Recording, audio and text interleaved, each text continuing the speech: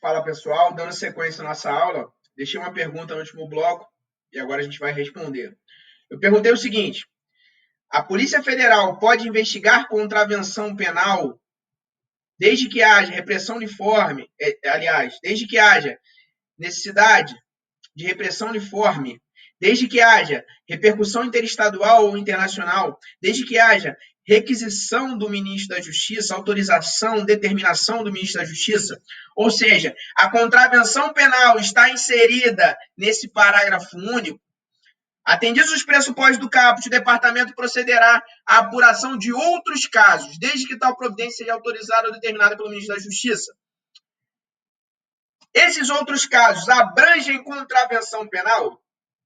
Obviamente, nós temos duas correntes, mas eu não vou exaurir o tema com vocês. O que eu vou trazer para vocês é o seguinte: a CESP entende que sim, que é possível que a PF investigue contravenção penal. Bruno, de onde você tirou isso? Você é louco? Negativo. Eu trouxe de um fundamento, de uma anulação de uma questão da CESP que ela fala isso.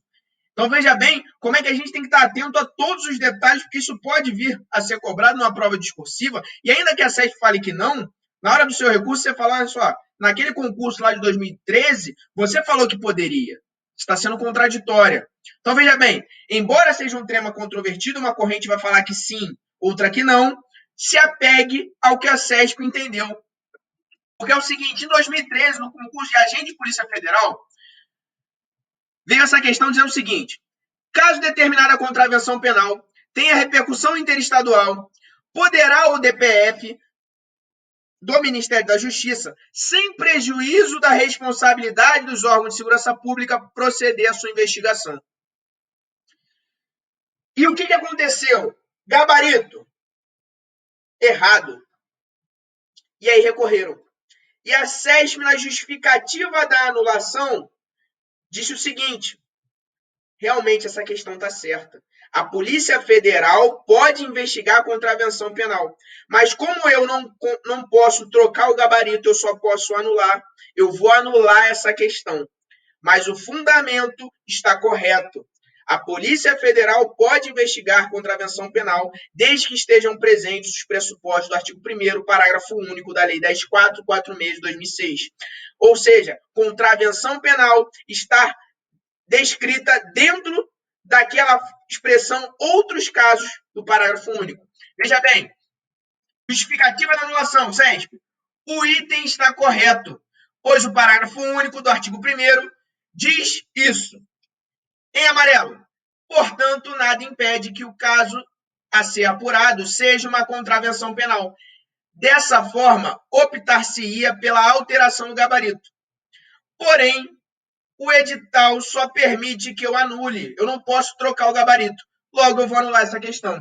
Então, veja bem, em 2013, a CESP disse que os outros casos do parágrafo único abrangem contravenção penal. E é isso que você vai levar para a sua prova. Beleza, pessoal? Avançando, artigo 144, parágrafo 1º, inciso 2. Prevenir e reprimir o tráfico de drogas. Pergunta que eu faço aos senhores. Leia de novo. Prevenir e reprimir o tráfico de drogas. Existe aí a menção a tráfico internacional? Existe a menção a tráfico interestadual? Existe a menção a tráfico local?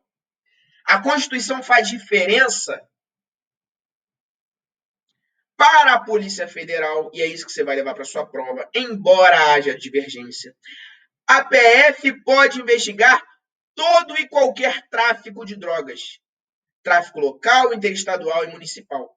E por quê? Porque a Constituição diferencia. Na lei de drogas, a gente fala lá de transnacionalidade para falar da atribuição, da competência da Justiça Federal. Mas a Constituição da República, quando menciona a atribuição da PF, fala em tráfico de drogas. Eu queria dizer aqui que existe uma outra corrente falando o seguinte: olha, a interpretação deve ser sistemática. A atribuição da PF deve ser lida junto com o 109 da Constituição e a Lei de Drogas. Em virtude disso, a Constituição falou menos do que deveria falar. Logo, na verdade, a atribuição da PF é somente nos casos do artigo 1º da Lei 10.446 ou nos casos de tráfico internacional ou transnacional de drogas.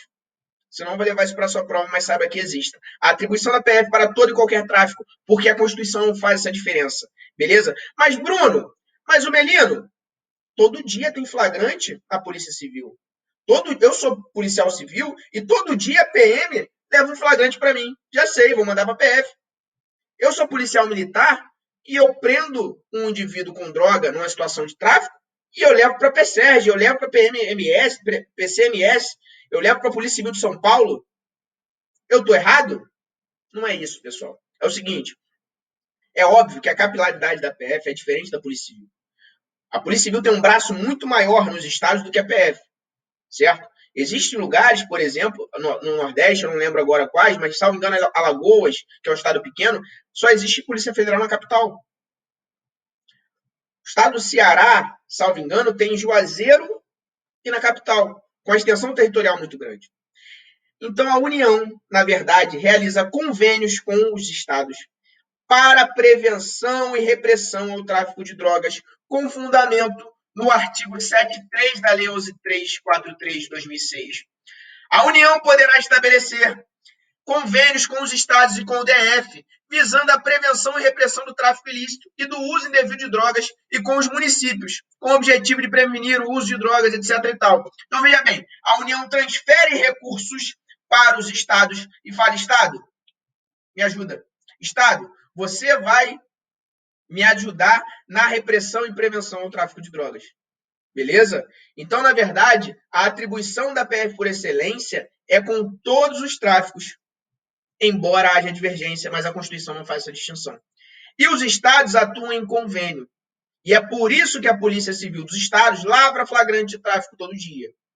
Existem alguns delegados que rejeitam os flagrantes de tráfico, dizendo, não, só tráfico internacional que eu faço. Mas outros delegados falam, não, isso aqui pode dar problema para mim, eu vou lavrar o flagrante. Isso vai de cada um tem sua matrícula. Bruno, não acredito em você. Para mim, isso é história da carochinha que você está contando. Você ouviu em algum lugar e está contando para a gente. Como aluno não acredita, eu trouxe para vocês uma matéria do Mato Grosso do Sul. Eu fui delegado de Polícia Civil no Mato Grosso do Sul.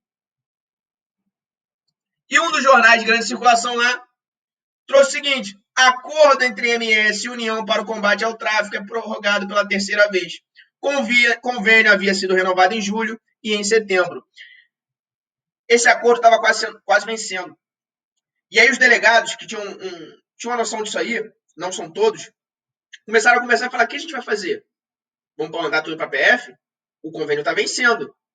Se vier um flagrante depois do convênio, vamos realizar?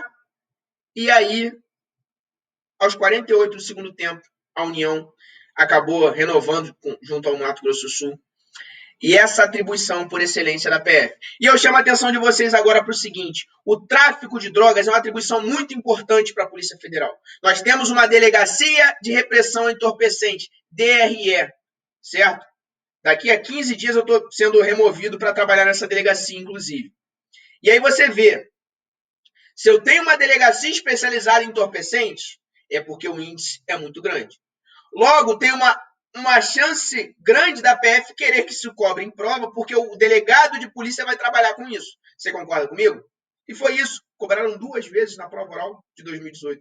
2 perguntas diferentes. Uma sobre, essa eu não trouxe, mas salvo engano foi sobre os bens, né, o perdimento de bens para a PF. Acontece muito da Polícia Federal se valer desses bens. Então, um determinado automóvel a gente representa pelo perdimento e a PF consegue esse valor. A Academia da Polícia Federal do Rio de Janeiro, pelo que eu soube, uma academia com uma estrutura que não perde para nenhuma Bodytech da vida, tá? Pelo que eu soube, foi de um dinheiro apreendido numa situação em que a Delegacia de Repressão Entorpecente apreendeu numa circunstância de tráfico, certo? Então, cobraram na prova oral de 2018 o perdimento de bens, porque era uma situação que existe muito na PF.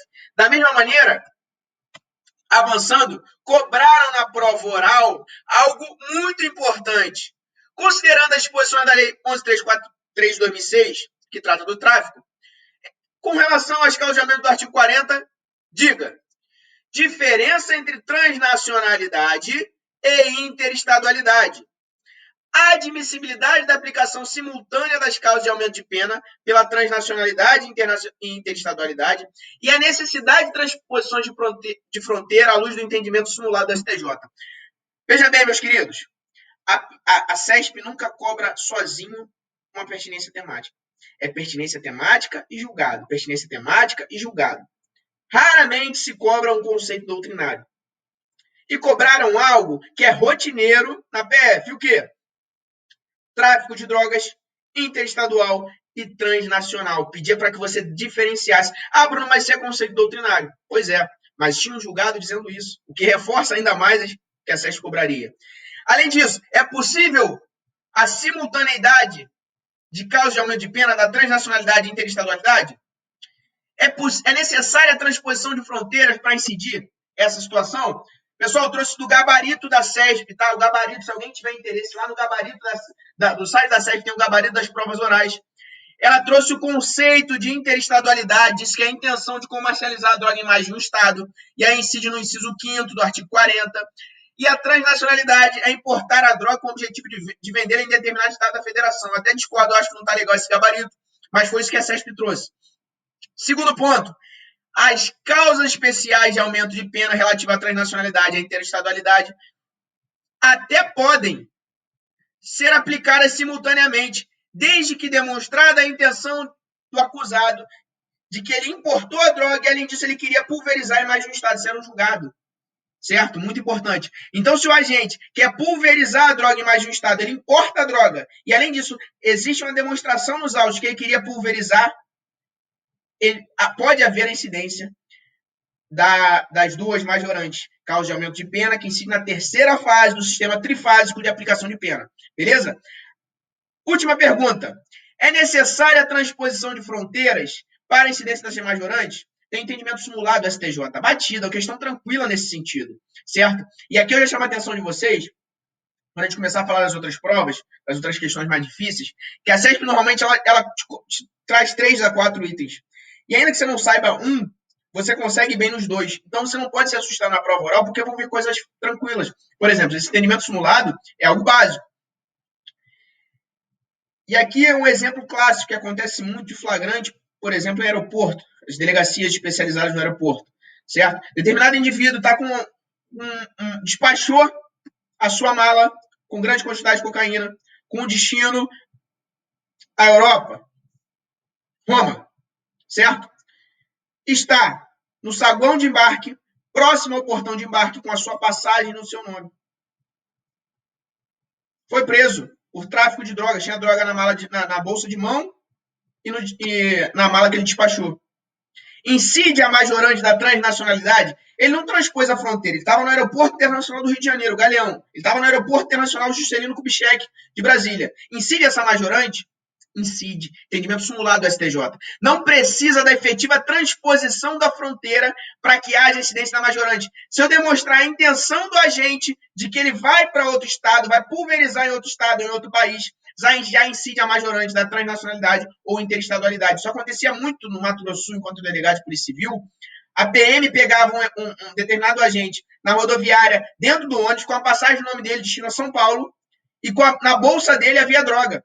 Ele comprou em Ponta Porã, aliás, em Pedro Juan Caballero, no Paraguai, embarcou em Ponta Porã, o ônibus teve uma pausa na minha cidade, a PM via, olha só, ele estava indo para São Paulo. Ele mora em São Paulo, a família dele em São Paulo. Eu tenho indícios de que há uma intenção de transpor para outro estado.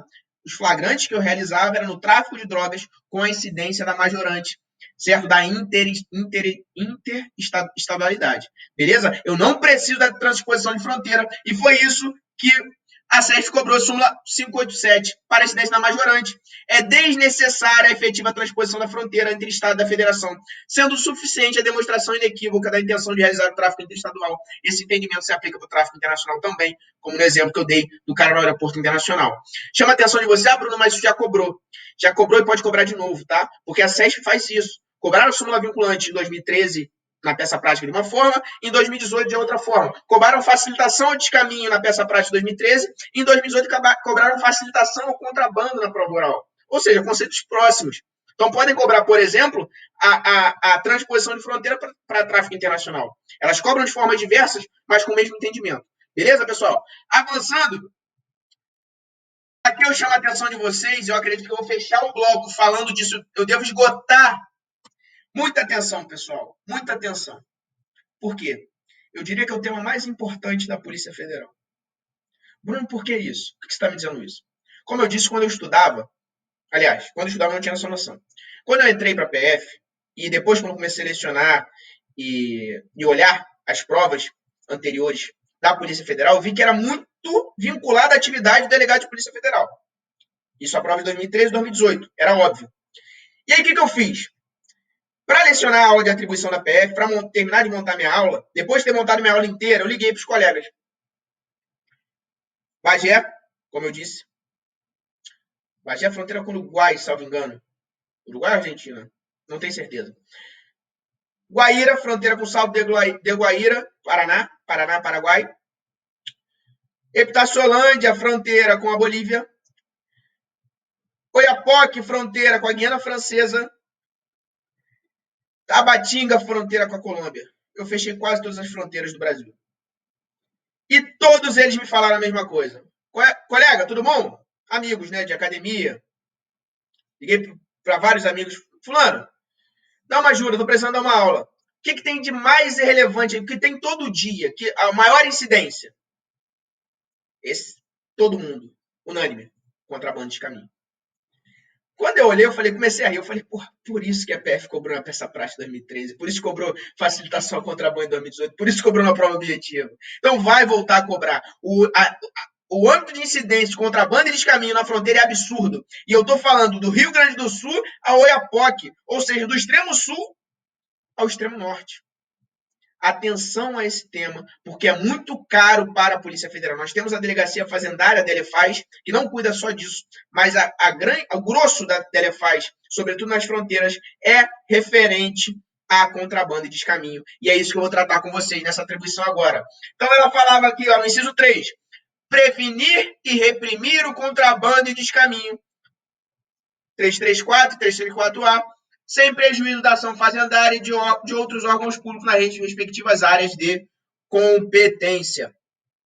E aqui, pessoal, já avançando, a primeira coisa que você tem que ter em mente, você preparado, um candidato preparado para delegado de Polícia Federal, não pode ir à prova sem saber a distinção de contrabando e descaminho. Não pode ir à prova sem saber a distinção entre o 168A e o 337A, que foi questão da prova oral. Óbvio que eu não erraria essa questão, não cobraram para mim. Ah, Bruno, você é gênio? Não. Se eu não dominasse, e eu não dominava muito bem, eu ia ler 2 dias antes ou no dia anterior. A atribuição da PF, muito importante. Contrabando e descaminho, diferenças precisam ser massificadas. Se você é um candidato faixa preta, você precisa saber. E aqui eu fiz um gráfico básico, tal, trivial, porque eu não estou mencionando sobre crime federal, sobre contrabando e descaminho. Diferenças, tipo penal. Contrabando 334A, descaminho 334. Houve uma alteração legislativa não tão recente, mas recente, que separou os tipos penais. Estava no mesmo tipo, foi separado. A pena do contrabando, 2 a 5 anos. Pena do descaminho, 1 a 4. A conduta do contrabando é importar mercadoria proibida. Importar ou exportar. A conduta do descaminho é iludir o fisco. Iludir no todo ou em parte o pagamento de direito ou imposto devido pela entrada, pela saída ou pelo consumo de mercadoria. Contrabando, eu trago ou levo para fora do país uma mercadoria proibida. No descaminho, eu simplesmente vou iludir o fisco. Eu trago uma mercadoria que é até lícita, certo? Mas eu deveria pagar o imposto e não paguei. O bem jurídico do contrabando, moralidade administrativa, é um crime contra a administração pública, mas não só. Segurança e incolumidade pública. O bem jurídico do descaminho é o interesse do Estado na arrecadação de tributos. Contrabando não é um crime contra a ordem tributária. O descaminho é um crime contra a ordem tributária. Em razão do bem jurídico, não se aplica a insignificância ao contrabando e o descaminho é possível a aplicação da insignificância. Além disso, Contrabando, não se admite a suspensão condicional do processo, tendo em vista que a pena é de 2 a 5 anos. Já o descaminho, cuja pena mínima é de 1 a 4 anos, é possível a suspensão condicional do processo. E, por fim, sabemos que o delegado de polícia, numa situação flagrancial, só pode arbitrar fiança nos crimes cuja pena seja até 4 anos, a pena máxima. Contrabando, pena 2 a 5, você, delegado, não pode arbitrar fiança. Descaminho, você, delegado, desde que não haja um concurso com outro crime ou outra situação, você pode arbitrar fiança. Diferenças básicas, printa essa tela, volta lá, não dá mole, isso tem que estar na massa do teu sangue. Tem outras coisas, mas é isso que eu poderia tratar aqui de forma rápida.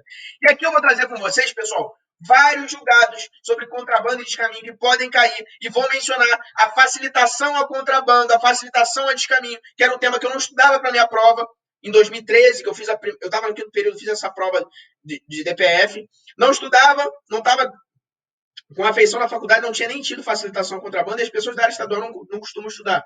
Então, vou trazer para vocês, vamos lá, alguns julgados pertinentes, depois questões de prova oral, mostrando que a CESP cobra pertinência temática e julgado. Primeira coisa, importação de arma de brinquedo capaz de ser confundida como verdadeira configura o delito de contrabando diante da proibição contida no artigo 26 do Estatuto de Desarmamento, considerando os riscos à segurança e calamidade pública. Bruno conhece esse julgado.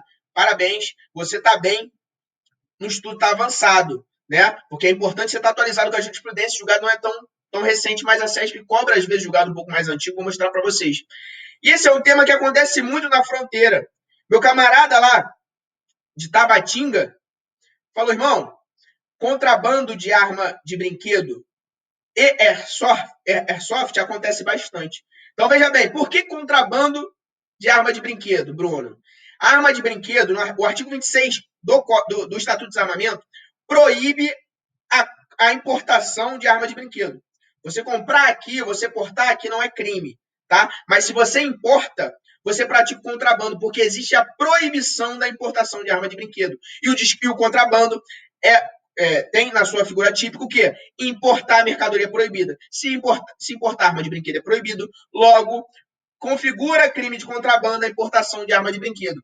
Da mesma maneira, antes de falar do próximo julgado, com relação à arma de ar comprimida, existe julgado que eu não juntei.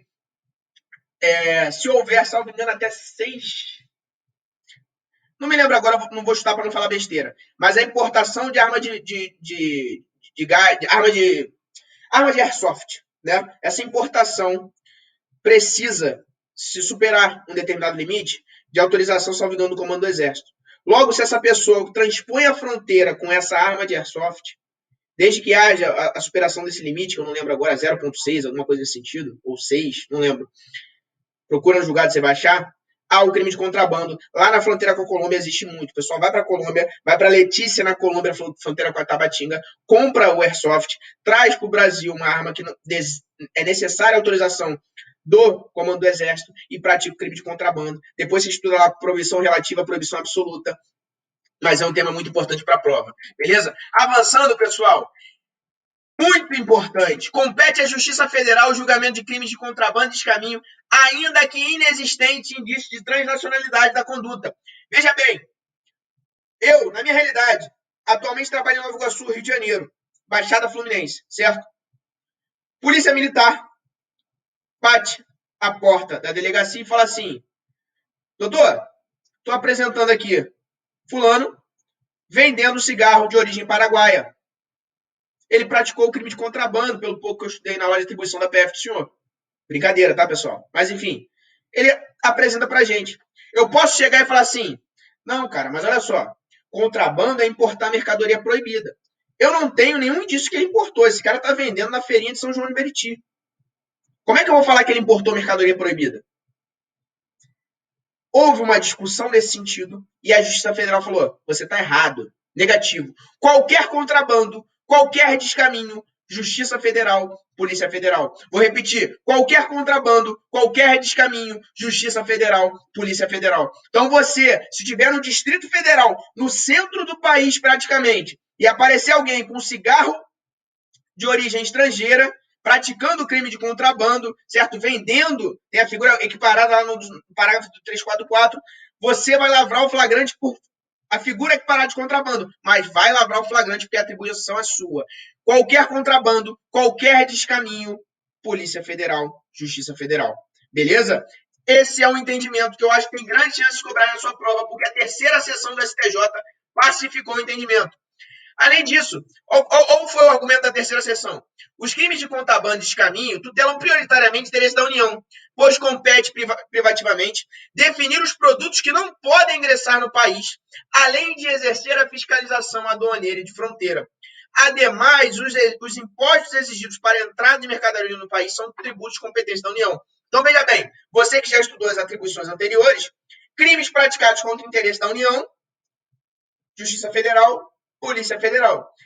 E o que o STJ falou? Olha, quem define quais são os produtos que podem ou não podem ingressar no país é a União. Então, se ingressam no país com um produto que a União disse que não, competência da Justiça Federal. Além disso, todos os tributos que são fraudados no descaminho são de competência da União. Logo, o interesse federal, estou fraudando o fisco federal, o IPI, o imposto de importação, o imposto de importação. Beleza? Você deveria estar estudando, porque cai tributário na prova da PF. Avançando, pessoal, mais um julgado importante. Compete à Justiça Federal a condução de inquérito que investiga o cometimento de delito do 334, parágrafo 1º, inciso 4 do Código Penal, na hipótese de venda de mercadoria estrangeira permitida pela Anvisa desacompanhada de nota fiscal e sem a comprovação de pagamento do imposto de importação. Então, veja bem, se determinado agente for pego vendendo uma mercadoria estrangeira que é permitida pela Anvisa, mas ele não tem nota fiscal e não tem comprovação do imposto de importação, é você, delegado de Polícia Federal, que vai lavrar o flagrante da figura equiparada a contrabando. Porque lá no parágrafo 1º, nós temos a hipótese, parágrafo 1º, inciso 4, quem vende mercadoria estrangeira. Beleza, pessoal? Então, atribuição, mercadoria estrangeira que é permitida pela Anvisa, ou seja, proibição relativa. Mas o cara não tem nota fiscal e não tem comprovação de pagamento do II, do imposto de importação, Polícia Federal, Justiça Federal. E agora uma pergunta interessante, que, salvo engano, cobraram na peça prática de 2013. Você, lotado em São Paulo, capital. A Polícia Militar do Estado de São Paulo leva para você um flagrante. Você lava o flagrante, está investigando determinada situação de contrabando. Você comunica a quem? De quem é a competência? Justiça Federal. Mas de qual local? Veja bem, o artigo 70 do CPP diz o seguinte: competência dos crimes, local da consumação ou do último ato de execução. Correto? Beleza. Só que o contrabando se consuma onde? Quando? Quando há a transposição da fronteira. Né?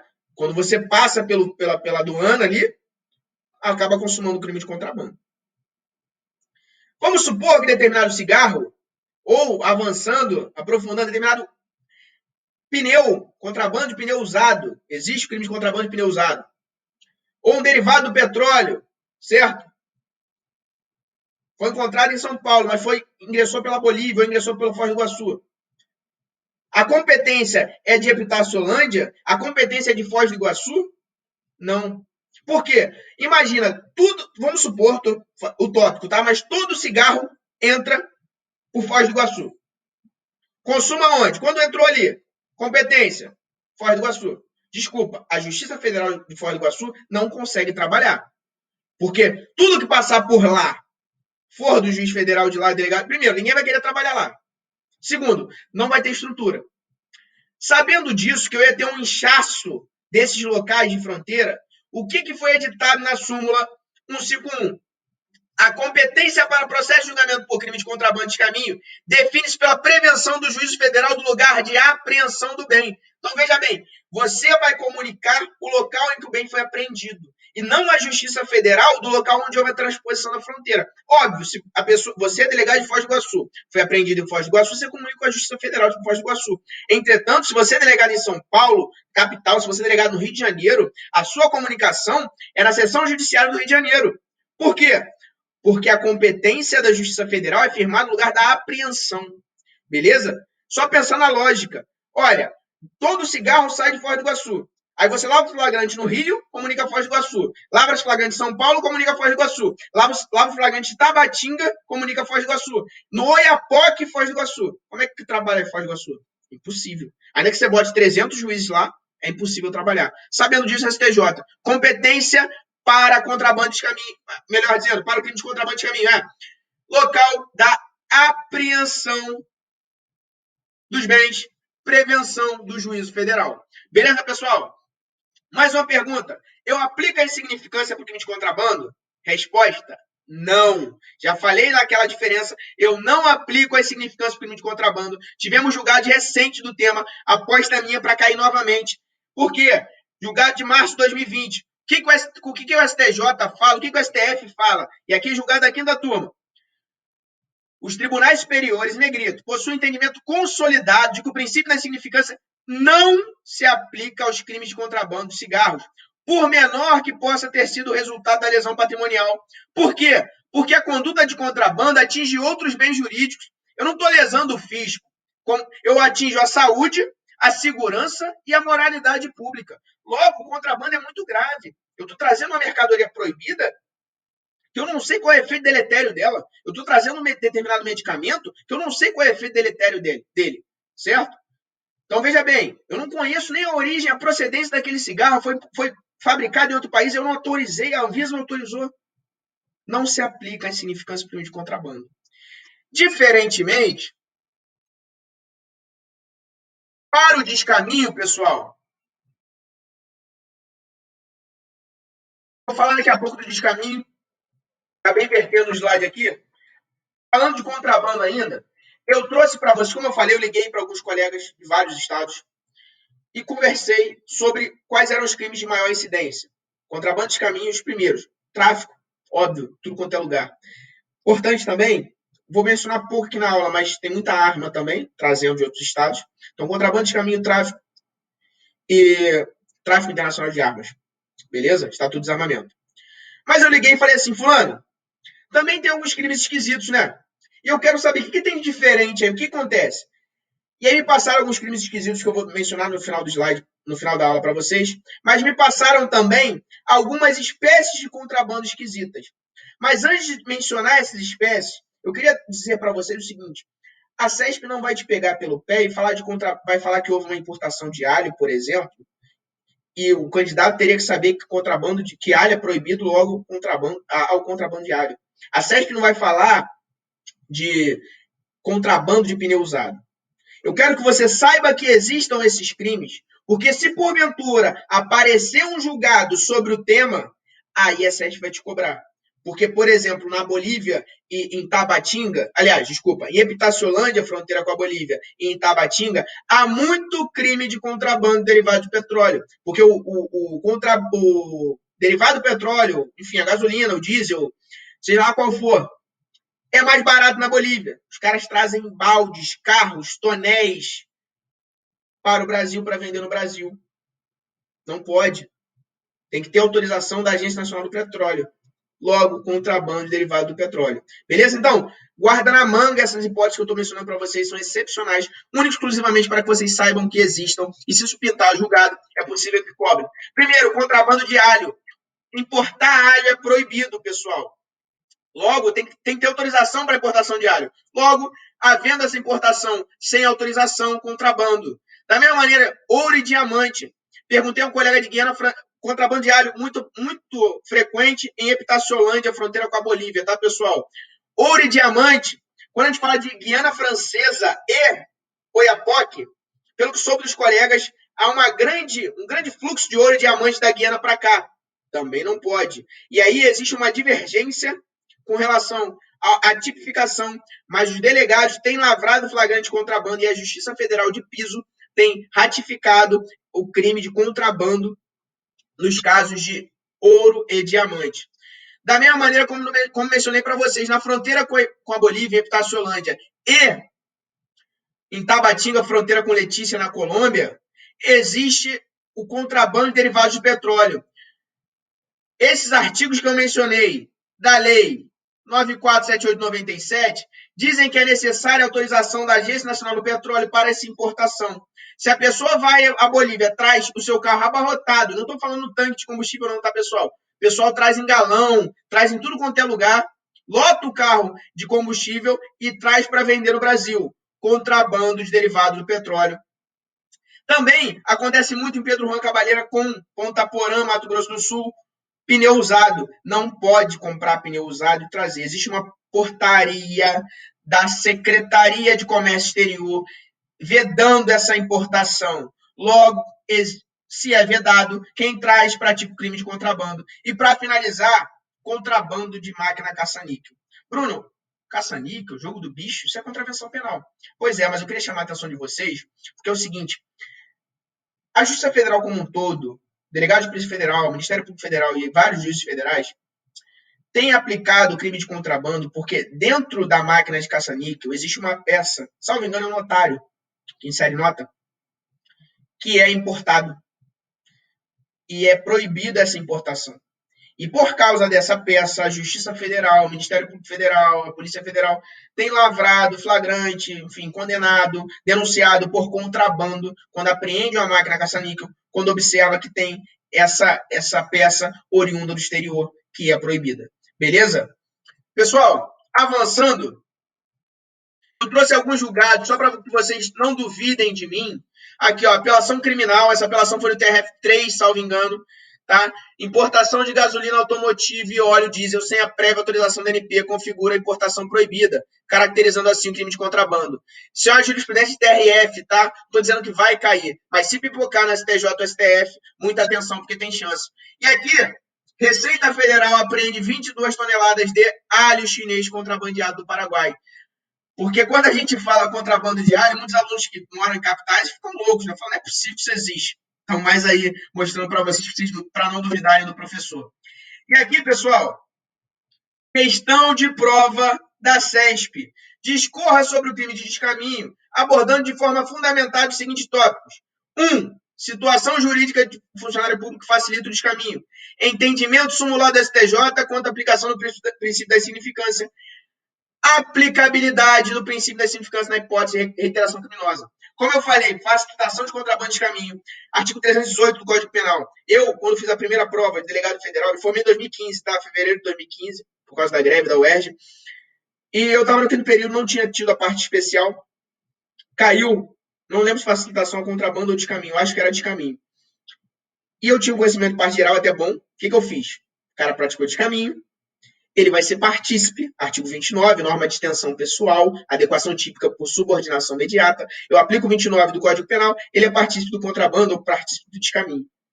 Errado. Existe uma exceção pluralista à teoria monista, que é o artigo 318 do Código Penal. O funcionário público que facilita o contrabando, o funcionário público que facilita o descaminho, ele não é coautor, ele não é partícipe do 334 ou 334A, e era isso que o STJ, que a SESP queria que você soubesse, porque há, infelizmente, uma incidência, sobretudo em aeroporto, enfim, em portos, de funcionários públicos que facilitam o contrabando ou o descaminho em troca de vantagens, né? Então acaba incidindo a organização criminosa, a corrupção passiva e a facilitação de contrabando de caminho. Pertinência temática muito alta para a CESP, para a PF, e por isso que foi cobrado. Então, situação jurídica que facilita, do funcionário público que facilita.